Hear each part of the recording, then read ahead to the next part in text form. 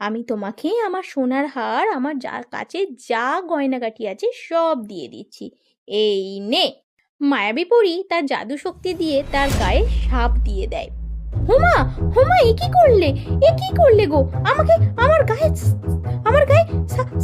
সাপ ছুঁড়ে দিলে কেন? হোমা গো, মা গো, মরে গেলাম গো। আমাকে আমাকে ছিঁড়ে খেলো গো। পালাই, পালাই।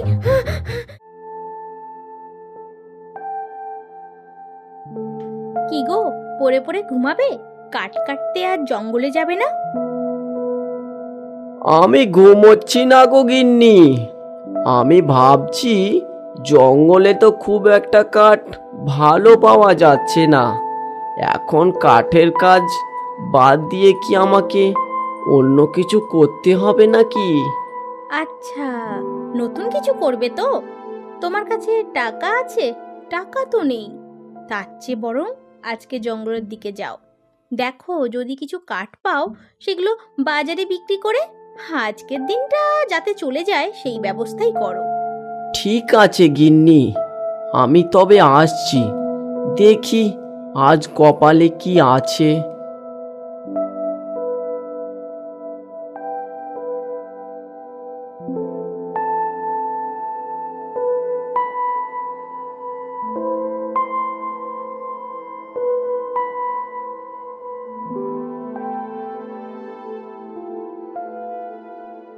গিন্নির কথা শুনে তো আজকেও চলে এলাম কাঠ কাটতে। আশেপাশের গাছগুলোতে তো শুকনো কাঠ নেই। দেখি আরো একটু এগিয়ে যাই।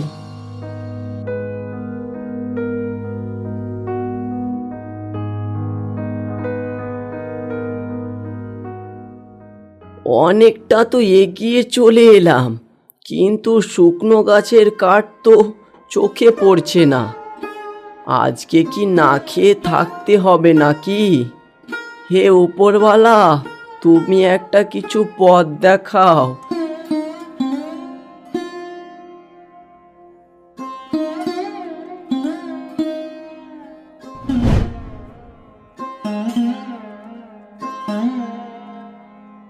খুব ক্লান্ত হয়ে গেলাম যে, না আর পারছি না, এবার একটু বসি।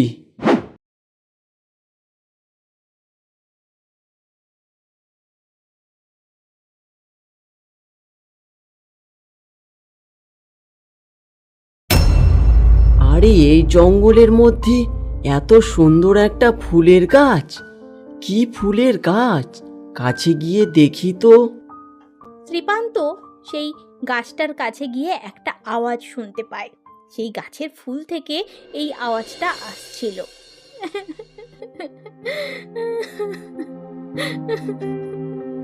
আমাকে আমাকে কেউ বাঁচাও, বাঁচাও আমাকে কেউ, বাঁচাও আমাকে কেউ, বাঁচাও। আরে ফুলে কান্না করছে! তুমি কান্না করছো কেন? তুমি কে গো? আমি আমি এই ফুলের মধ্যেই বন্দি আছি। আমি এক মায়াবী পরী। তুমি আমাকে এই ফুল থেকে মুক্তি করে দাও। তুমি মায়াবী পরী? তো এই ফুলের মধ্যে কিভাবে বন্দি হয়ে আছো? আমাকে আমাদের পরীদের সর্দার এই ফুলে বন্দি করে রেখেছে আমার কিছু ভুল কাজের জন্য।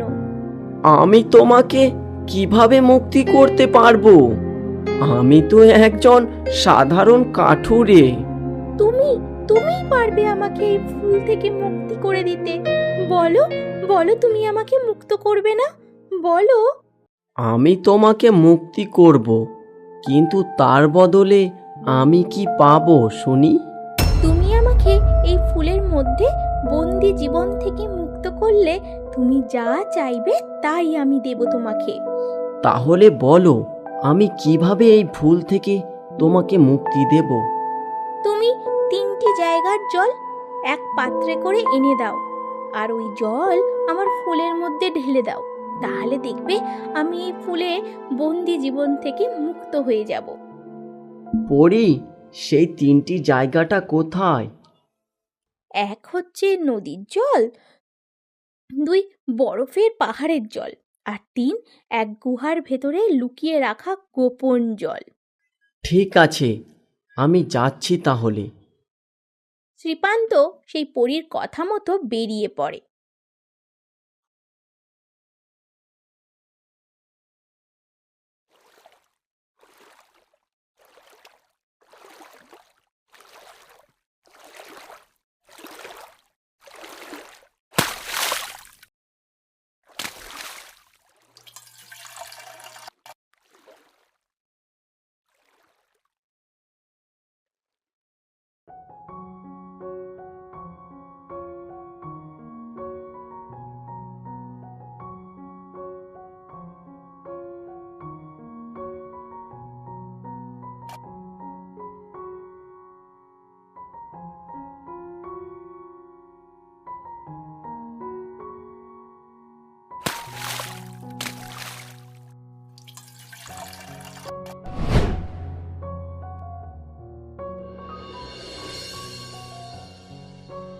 মায়াবী পরী, আমি জল নিয়ে এসেছি, তোমার এই ফুলে আমি ঢেলে দেব।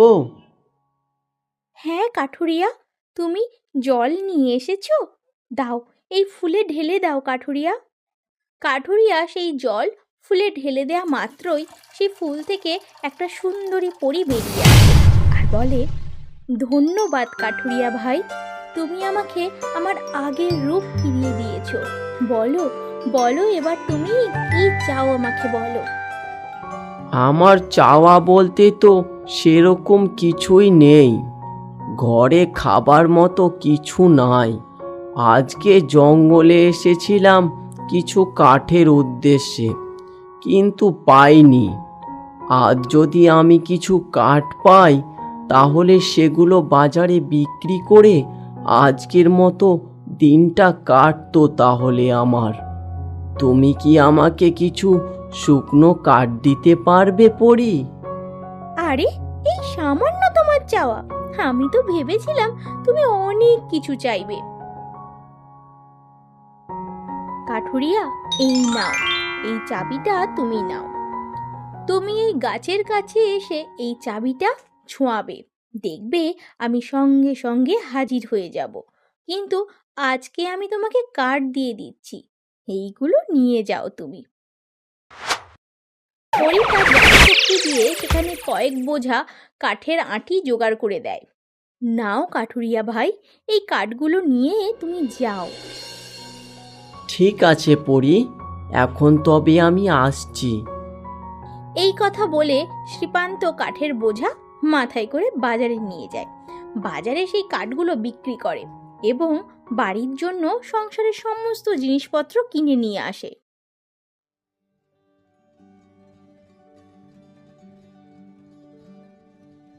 আরে কই গো গিন্নি, কোথায় গেলে গো? এসো এসো, বেরিয়ে এসো, দেখো কত কি নিয়ে এসেছি। কি গো, কি বলছিলে? এই তো জঙ্গলে নাকি কাঠ পাওয়া যাচ্ছে না, তাহলে আজ এত তাড়াতাড়ি চলে এলে? আবার কিনা তুমি কত বাজার করে নিয়ে এসেছো?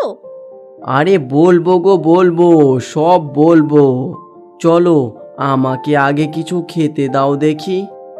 হ্যাঁ চলো চলো, খেতে দিচ্ছি তোমাকে।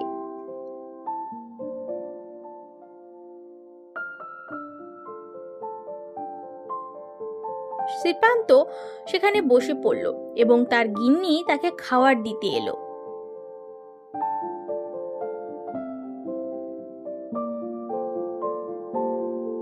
কি গো, আজকে জঙ্গলে তাহলে অনেক কাঠ পেয়েছিলে না? হ্যাঁ গো, অনেক কাঠ পেয়েছিলাম, কিন্তু সেই কাঠ আমি নিজে কাটিনি গো গিন্নি, আমাকে কেটে দিয়েছিল। কে তোমাকে আবার এত দরদ দেখিয়ে কাঠের আঠি জোগাড় করে দিল? কে গো? হে হে হে, কিছু পেতে হলে কিছু দিতে হয় গিন্নি, আর আমি সেটাই করেছি। শোনো তাহলে। শ্রীপান্ত তার বউকে জঙ্গলের পরীর সাথে ঘটা সমস্ত ঘটনা খুলে বলে।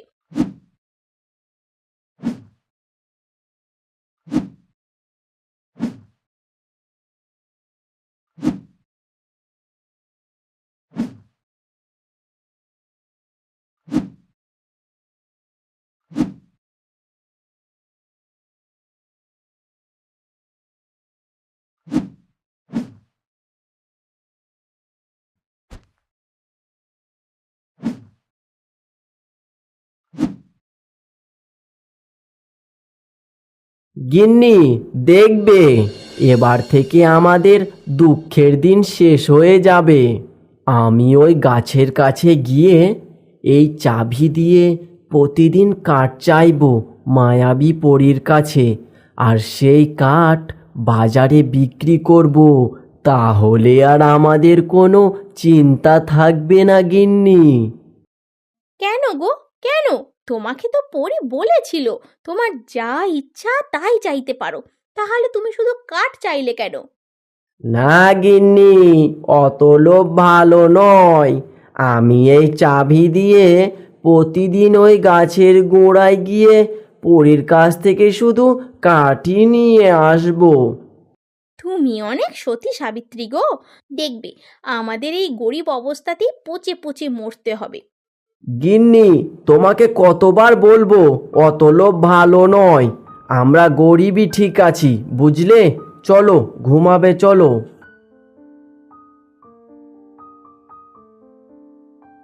শ্রীপান্ত ও তার বউ সেই রাতে ঘুমাতে চলে যায়। শ্রীপান্ত ঘুমিয়ে গেলেও তার বউয়ের চোখে ঘুম আসে না। সে ওই চাবিটার দিকে তাকিয়ে তাকিয়ে ভাবতে থাকে, আর মনে মনে খালি একটাই চিন্তা সে করতে থাকে, কিভাবে পরীর কাছে গিয়ে অনেক কিছু চাইবে। কাল যখন তুমি জঙ্গলে যাবে তখন দেখবে আমি তোমার পিছনে পিছনে যাব, গিয়ে সমস্ত কিছু দেখে আসব সেই মায়াবী পরী কোথায় থাকে।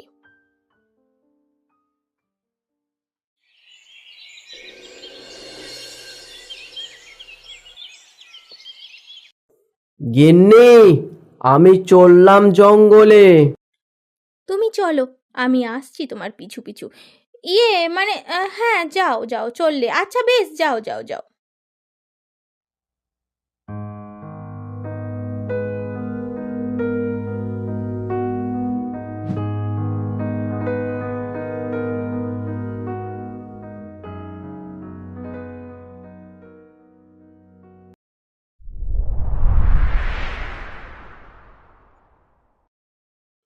মায়াবী পরী, ও মায়াবী পরী, আজকেও আমি এসেছি। বলো কাঠুরিয়া ভাই, আজকে তোমার কি চাই? মায়াবী পরী, আজকেও তুমি অনেকগুলো কাঠ দাও আমাকে। আমি আজকেও সেই কাঠ বাজারে বিক্রি করে আসবো।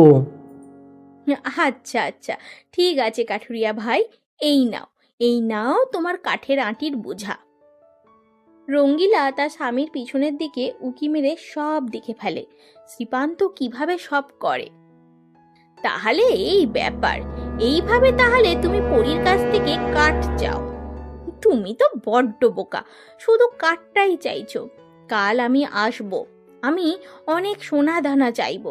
এখন আমি চুপি চুপি বাড়ির দিকে চলে যাই।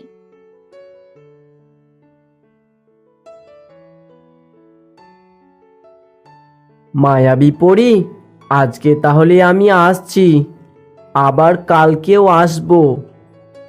ঠিক আছে কাঠুরিয়া ভাই, হ্যাঁ আজকে তাহলে তুমি এসো।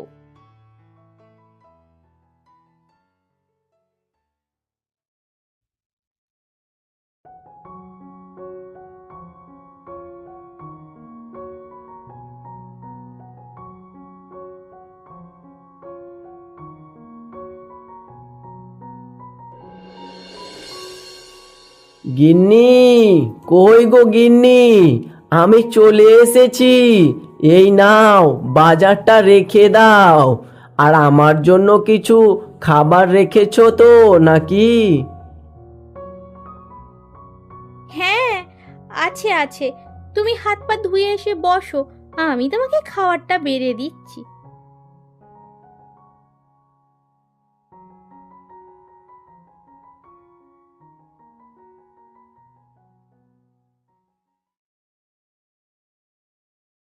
কাঠুরিয়ার স্ত্রী চুপি চুপি চাবিটা নিয়ে সেই গাছের কাছে চলে যায় এবং গাছের কাছে গিয়ে তিনবার চাবিটা ছোঁয়ায়। তখনই সেখানে পরী চলে আসে। এই মায়াবী পরী, দাও দাও দাও, তুমি আমাকে অনেক সোনা দাও, অনেক মুদ্রা দাও, সোনার হার দাও, সোনার মুদ্রা দাও, তোমার কাছে যা আছে অলংকার সব আমাকে দাও। তোমাকে সোনার হার দেব? ঠিকই দেব, কিন্তু তুমি কে? তোমাকে তো আমি ঠিক চিনলাম না। আমি আমি ওই কাঠুরিয়া শ্রীপান্তের স্ত্রী। ও আচ্ছা, আমি সবই বুঝতে পেরেছি। দাঁড়াও দাঁড়াও, আমি তোমাকে আমার সোনার হার, আমার কাছে যা গয়নাগাটি আছে সব দিয়ে দিচ্ছি। এই নে। মায়াবী পরী তার জাদু শক্তি দিয়ে তার গায়ে সাপ দিয়ে দেয়। হুমা, হুমা, এ কি করলে? এ কি করলে গো? আমাকে আমার গায়ে সাপ ছুঁড়ে দিলে কেন? হোমা গো, মা গো, মরে গেলাম গো। আমাকে আমাকে ছিঁড়ে খেলো গো। পালাই পালাই।